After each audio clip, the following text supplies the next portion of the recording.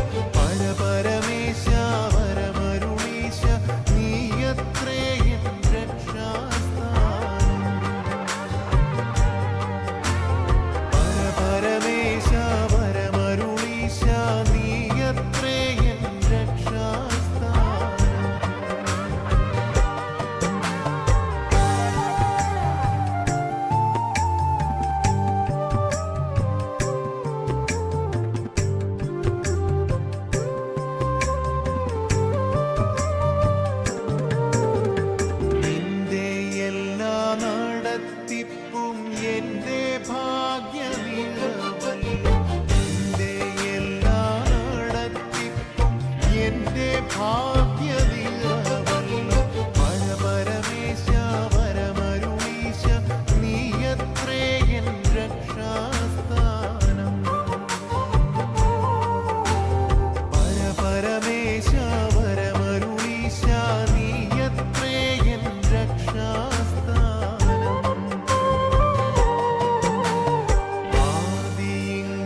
കൈപ്പാകിലും അന്ത്യമോ മധുരമത്രേ. ആദിങ്കൽ കൈപ്പാകിലും അന്ത്യമോ മധുരമത്രേ. പരമേശ വരമരുളീശ നീയത്രേ N രക്ഷാസ്ഥാനം. പരമേശ വരമരുളീശ നീയത്രേ N രക്ഷാസ്ഥാനം.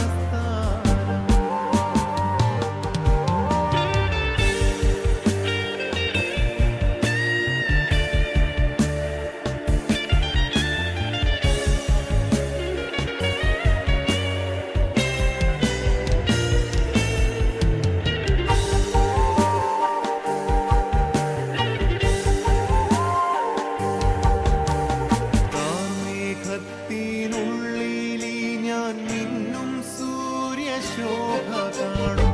കാർമേഘത്തിനുള്ളിലീ ഞാൻ മിന്നും സൂര്യശോഭ കാണും. പരമേശ വരമരുളീശ നീയത്രേ എൻ രക്ഷാസ്ഥാനം.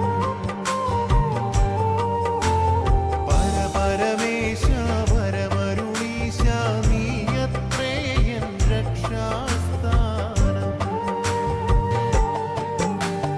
സന്ധ്യയിങ്കൽ വിലാപവും സന്തോഷമുഷസിങ്കലും. സന്ധ്യയിങ്കൽ വിലാപവും സന്തോഷമുഷസിങ്കലും.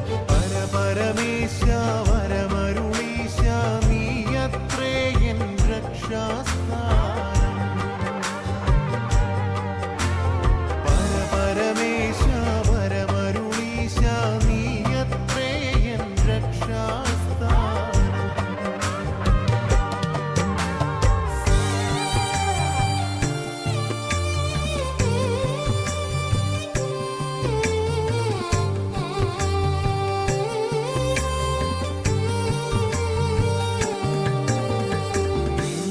നിന്നോടൊന്നിച്ചുള്ള വാസം എന്റെ കണ്ണീർ തുടച്ചിടും. നിന്നോടൊന്നിച്ചുള്ള വാസം എന്റെ കണ്ണീർ തുടച്ചിടും. പരമേശ വരമരുളീശ നീയത്രേ എൻ രക്ഷാസ്ഥാനം. പരമേശ വരമരുളീശ നീയത്രേ എൻ രക്ഷാസ്ഥാനം.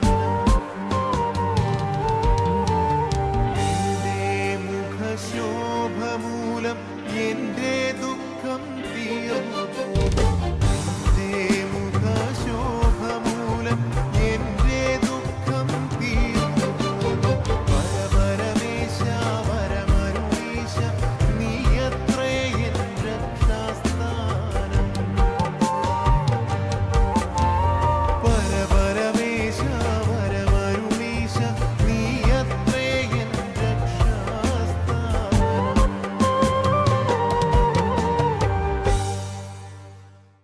യോഹന്നാൻ്റെ സുവിശേഷം 20-ാം അധ്യായത്തിൽ ഉയർത്തെഴുന്നേറ്റ കർത്താവായ യേശു ക്രിസ്തു ആദ്യമായി മഗ്ദലക്കാരത്തി മറിയയ്ക്ക് പ്രത്യക്ഷനാകുന്ന രംഗവും അതിനുശേഷമായി യഹൂദന്മാരെ പേടിച്ച് വാതിലടച്ചിരിക്കുന്ന ശിഷ്യന്മാർക്ക് പ്രത്യക്ഷനാകുന്ന രംഗവും രേഖപ്പെടുത്തിയിട്ടുണ്ട്.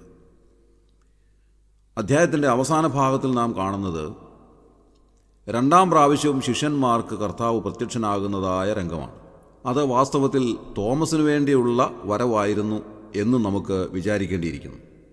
21-ാം അധ്യായത്തിൻ്റെ ആരംഭ ഭാഗത്ത് നാം കാണുന്നത് മൂന്നാം പ്രാവശ്യം ശിഷ്യന്മാർക്ക് അവിടുന്ന് പ്രത്യക്ഷനാകുന്നതായ സമയത്തെ സംബന്ധിച്ചാണ്.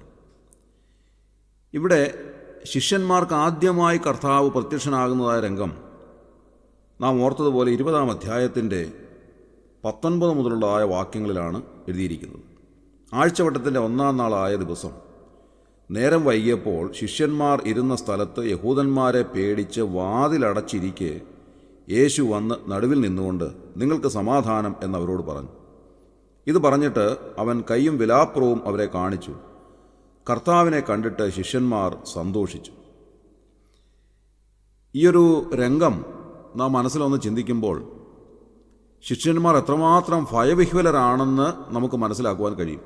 യഹൂദന്മാരുടെ മശിഹായായി ജനിച്ചു വീണ യേശുക്രിസ്തുവിനെ ക്രൂശിച്ച് കൊന്നുകളഞ്ഞ യഹൂദന്മാർ ശിഷ്യന്മാരെ കണ്ടുകളഞ്ഞാൽ അവരെയും കൊന്നുകളയും എന്നുള്ളത് അവർ ഏറെക്കുറെ ഉറപ്പാക്കിയിരുന്നു.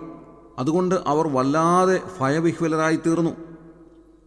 നാം വായിക്കുന്ന അവർ ഇരുന്നതായ സ്ഥലത്ത് യഹൂദന്മാരെ പേടിച്ച് അവർ വാതിലടച്ച് ഒരു മുറിക്കുള്ളിലിരിക്കുകയാണ്. അത്രമാത്രം അവർ ഭയവിഹ്വലരായിപ്പോയി. അവരുടെ ധൈര്യമെല്ലാം നഷ്ടപ്പെട്ടു പോയി. അവർ വിചാരിക്കുകയാണ് അതുവരെ യേശു കർത്താവ് അവരോട് കൂടെ ഉണ്ടായിരുന്നു. അവർക്ക് ആ സമയത്തൊക്കെ വലിയ തിരക്കായിരുന്നു. എല്ലാവരും അവരെ അംഗീകരിച്ചിരുന്നു, എല്ലാവരും അവരെ മാനിച്ചിരുന്നു. എന്നാൽ കർത്താവായ യേശു ക്രിസ്തുവിനെ അവർ ക്രൂശിച്ച് കൊന്നുകളഞ്ഞു കഴിഞ്ഞപ്പോൾ ശിഷ്യന്മാർക്ക് ഒരു തോന്നലുണ്ടായി. അവർ തനിയെയായിപ്പോയി, ആരും സഹായത്തിനില്ലാത്ത ഒരു നിലയിലായിപ്പോയി. മറ്റുള്ള യഹൂദന്മാരുടെ മുൻപിൽ പ്രത്യക്ഷപ്പെടുവാൻ പോലും അവർ ധൈര്യമില്ലാത്തവരായി തീർന്നു.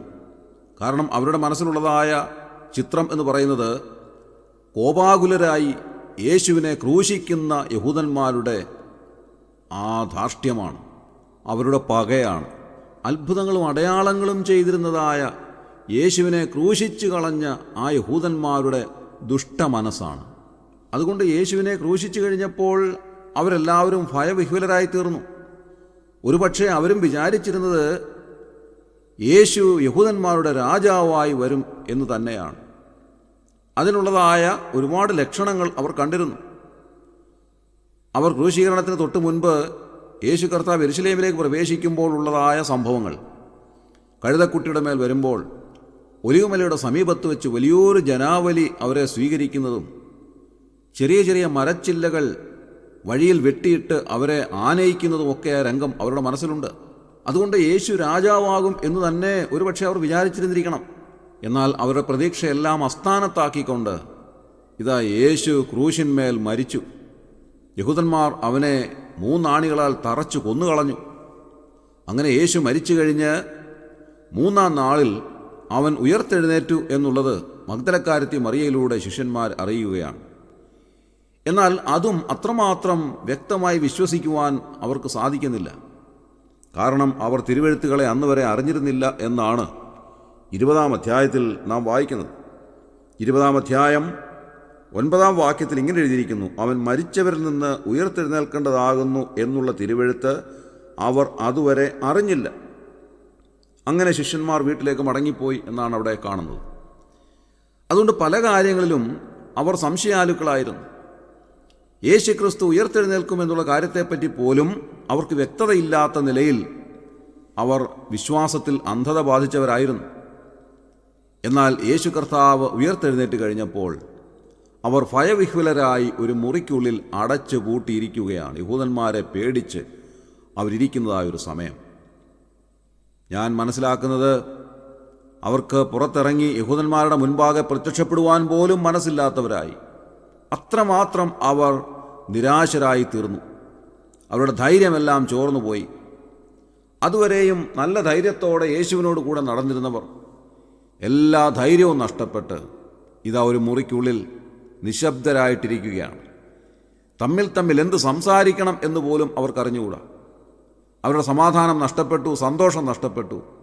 എന്ത് ചെയ്യണം എന്നറിയാൻ പാടില്ലാത്തവരായി തീർന്നു. പടകും വലയും എല്ലാം ഉപേക്ഷിച്ച് യേശുവിൻ്റെ പിന്നാലെ പോയതായ മനുഷ്യർ ഇനി എന്താണ് ചെയ്യേണ്ടുന്നത് എന്ന് അവർക്കറിഞ്ഞുകൂടാ. അങ്ങനെ ഭയവിഹ്വലരായി അവർ തീർന്നതായ സമയത്ത് ഒരു മുറിക്കുള്ളിൽ അടച്ചു പൂട്ടി ഇരിക്കുകയാണ്.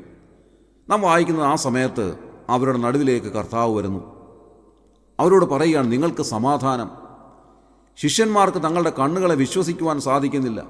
വാസ്തവത്തിൽ അവർ കണ്ടതായ അവസാന കാഴ്ച എന്ന് പറയുന്നത് ക്രൂശിന്മേൽ കൈകാലുകളെ വിരിച്ച് കണ്ടാലൊരു മനുഷ്യനല്ല എന്ന് തോന്നുമാറ് വിരൂപനായിത്തീർന്ന ഒരു മാംസപിണ്ഡം പോലെ ആയിത്തീർന്ന യേശുവിൻ്റെ രൂപമാണ്.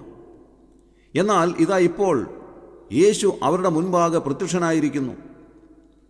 അവിടുന്ന് അവൻ്റെ കയ്യും വിലാപ്പുറവും കാണിച്ചു എന്നാണ് എഴുതിയിരിക്കുന്നത്. ഇതിലേറെ വിശ്വസിക്കുവാനായിട്ട് എന്ത് തെളിവാണ് ആവശ്യമായിട്ടുള്ളത്? യേശു കർത്താവാണ് എന്നുള്ളത് വ്യക്തമായി അവരുടെ മുൻപാകെ തെളിയിച്ചു കൊടുക്കുകയാണ്. അവർ അത്ഭുത സ്തബ്ധരായിരിക്കുന്നു. ഒന്നും സംസാരിക്കുവാൻ സാധിക്കാതെ യേശുവിനെ കണ്ടു കഴിഞ്ഞപ്പോൾ അത്ഭുത പരതന്ത്രരായി ഇരിക്കുന്നതായി ശിഷ്യന്മാരോട് കർത്താവ് പറഞ്ഞു, നിങ്ങൾക്ക് സമാധാനം. കാരണം കർത്താവ് അറിഞ്ഞു അവരുടെ സമാധാനം നഷ്ടപ്പെട്ടു പോയി, സന്തോഷമെല്ലാം നഷ്ടപ്പെട്ടു പോയി. എന്ത് ചെയ്യണമെന്നറിയാൻ പാടില്ലാതെ വല്ലാതെ വിഷമിച്ചിരിക്കുന്നതായ ശിഷ്യന്മാരെ കണ്ട് കർത്താവ് അവരോട് പറഞ്ഞു, നിങ്ങൾക്ക് സമാധാനം. നിങ്ങളിങ്ങനെ മുറിക്കകത്ത് അടച്ചുപൂട്ടിയിരിക്കേണ്ടുന്നവരല്ല. സമാധാനം നഷ്ടപ്പെട്ട് സന്തോഷം നഷ്ടപ്പെട്ട് ഇങ്ങനെ ഇരിക്കേണ്ടുന്നവരല്ല. നിങ്ങളെ ഞാൻ തിരഞ്ഞെടുത്തവരാണ്. നിങ്ങളെ അപ്പോസ്തലന്മാർ എന്നുള്ള പദവിയിലേക്ക് നിങ്ങളെ കൊണ്ടുവന്നിരിക്കുന്നു. നിങ്ങൾക്ക് ചില ഉത്തരവാദിത്തങ്ങളുണ്ട്. അതുകൊണ്ട് നിങ്ങൾ വിഷമിച്ചിരിക്കേണ്ടുന്നവരല്ല. നിങ്ങൾ ഇങ്ങനെ ഒരു മുറിക്കുള്ളിൽ ഇരിക്കുവാനായിട്ടല്ല നിങ്ങളെ ഞാൻ തിരഞ്ഞെടുത്തിരിക്കുന്നത്. നിങ്ങൾ എന്താണ് ചെയ്യേണ്ടുന്നത്? പിതാവ് എന്നെ അയച്ചതുപോലെ ഞാനും നിങ്ങളെ അയക്കുന്നു എന്നാണ് അവിടെ എഴുതിയിരിക്കുന്നത്. നിങ്ങൾ ചെയ്യേണ്ടുന്നതായ ഒരുപാട് കാര്യങ്ങളുണ്ട്. അതുകൊണ്ട് നിങ്ങൾ ആരെയും ഭയപ്പെടേണ്ടുന്ന ആവശ്യമില്ല. ഭയപ്പെടുവാനും ഭ്രമിക്കുവാനുമുള്ളതല്ല നിങ്ങളുടെ ജീവിതം എന്ന് പറയുന്നത്. നിങ്ങൾ സന്തോഷത്തോടെ സമാധാനത്തോടെ ജീവിക്കുവാനും ഞാൻ നിങ്ങളെ ഏൽപ്പിച്ചിരിക്കുന്ന ഉത്തരവാദിത്വങ്ങൾ വളരെ കൃത്യമായി ചെയ്യുവാനും ഉള്ളതാണ് നിങ്ങളുടെ ജീവിതം. അതുകൊണ്ട് നിങ്ങളിങ്ങനെ ഒരു മുറിക്കുള്ളിൽ അടച്ചുപൂട്ടിയിരിക്കുവാനായിട്ടുള്ളവരല്ല. ഞാൻ നിങ്ങളോട് കൂടെയുണ്ട്.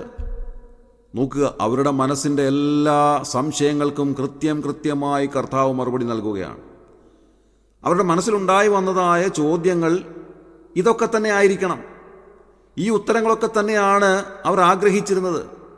ഉത്തരം കാണാതെ അവരുടെ മനസ്സിലുണ്ടായതായ സംശയങ്ങൾ എന്തൊക്കെയാണോ അതിനെല്ലാം വളരെ കൃത്യമായി കർത്താവ് മറുപടി കൊടുത്തു എന്ന് കാണുവാൻ സാധിക്കും. നാം വായിക്കുന്നത്, കർത്താവിനെ കണ്ടിട്ട് ശിഷ്യന്മാർ സന്തോഷിച്ചു എന്നാണ്. ഏറ്റവും വലിയ ഭയത്തോടെ ഇരുന്നതായ ശിഷ്യന്മാർ, ഏറ്റവും വലിയ നിരാശയോടെ ഇരുന്ന ശിഷ്യന്മാർ കർത്താവിനെ കണ്ടു കഴിഞ്ഞപ്പോൾ അവർക്ക് സന്തോഷമുണ്ടായി. ഈ പ്രഭാതത്തിൽ പ്രിയമുള്ളവരെ, നമ്മുടെ മനസ്സിൽ ഒരുപാട് സംശയങ്ങൾ, ഒരുപാട് ഉത്തരം കിട്ടാത്ത ചോദ്യങ്ങൾ, ഒരുപാട് കാര്യങ്ങൾ നമ്മുടെ മനസ്സിൽ ഇപ്പോഴും നിരാശയിലേക്ക് നമ്മെ തള്ളിവിടുന്നതായ അനേക കാര്യങ്ങൾ നമ്മുടെ മനസ്സിലുണ്ടാകാം. എന്നാൽ ഇതിനെല്ലാം ഉത്തരം നൽകുന്നവനാണ് നമ്മുടെ കർത്താവ്.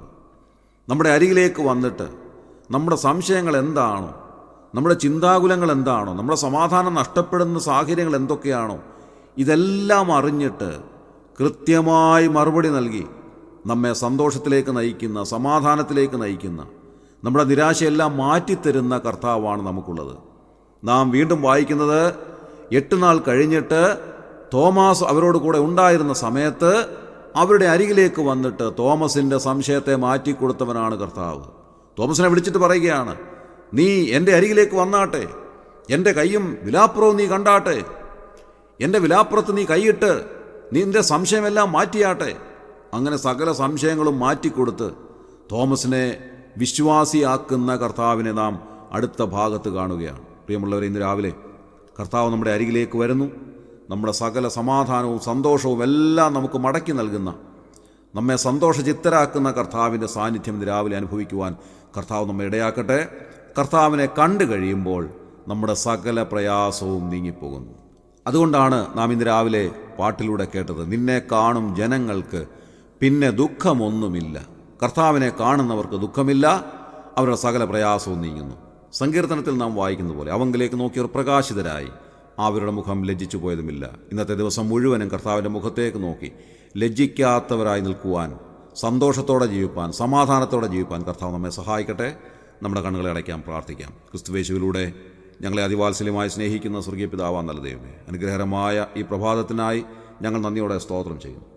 കർത്താവെ, പലപ്പോഴും ഞങ്ങൾ സംശയാലുക്കളായി തീരാറുണ്ട്, പലപ്പോഴും ഞങ്ങൾ ഭയവിഹ്വലരായി തീരാറുണ്ട്, മറ്റുള്ളവരുടെ മുൻപാകെ പ്രത്യക്ഷപ്പെടുവാൻ പോലും ധൈര്യമില്ലാത്തവരായി ഞങ്ങൾ തീരാറുണ്ട്, പലപ്പോഴും ഞങ്ങൾ നിരാശയുള്ളവരായി തീരാറുണ്ട്. കർത്താവ് ഞങ്ങളുടെ അരികിലില്ല എന്നുള്ളതായ വല്ലാത്ത ചിന്ത ഞങ്ങളെ അലട്ടാറുണ്ട്. എന്നാൽ ദൈവമേ, അവിടുന്ന് ഞങ്ങളുടെ ചിന്തകളെ അറിയുന്നവൻ, ഞങ്ങളുടെ നിരാശ മാറ്റുന്നവൻ, ഞങ്ങളുടെ സകല പ്രശ്നങ്ങൾക്കും പരിഹാരം നൽകുവാൻ കഴിവുള്ളവൻ, ഞങ്ങളുടെ അരികിലേക്ക് വരുന്നവൻ അവിടുന്ന് ആകയാൽ നന്ദിയോടെ സ്തോത്രം ചെയ്യും. ഇന്നത്തെ ദിവസം കർത്താവെ, അവിടുത്തെ മുഖത്തേക്ക് നോക്കി സന്തോഷത്തോടെ ജീവിപ്പാൻ ഞങ്ങളെ സഹായിക്കണമേ. കർത്താവ്, ഇന്നത്തെ ദിവസം അവിടുത്തെ മുഖത്തിൻ്റെ തേജസ് കണ്ടുകൊണ്ട് ധൈര്യത്തോടെ ജീവിപ്പാനും ലജ്ജിക്കാത്തവരായി നിലനിൽപ്പാനും ഞങ്ങളെ ഇടയാക്കണമെന്ന് പ്രാർത്ഥിക്കുന്നു. അവിടുത്തെ സാന്നിധ്യം ഇന്നത്തെ ദിവസം മുഴുവനും ഞങ്ങളുടെ ജീവിതത്തിൽ അനുഭവിച്ചറിയുവാൻ ഞങ്ങളെ സഹായിക്കണമേ. ഈ ശുശ്രൂഷയിൽ സംബന്ധിച്ച് എല്ലാവരെയും അവിടുന്ന് അനുഗ്രഹിച്ചാട്ടെ, സഹായിച്ചാട്ടെ. അവിടുന്ന് അങ്ങനെ ചെയ്തതിനായി ഞങ്ങൾ നന്ദിയോടെ സ്തോത്രം ചെയ്യുന്നു. ഞങ്ങളുടെ പ്രാർത്ഥന കേട്ടിരിക്കയാൽ സ്തോത്രം. ഞങ്ങളുടെ കർത്താവ് രക്ഷിതാവുമായ യേശു ക്രിസ്തുവിൻ്റെ ധന്യമായ നാമത്തിൽ തന്നെ. ആമേൻ.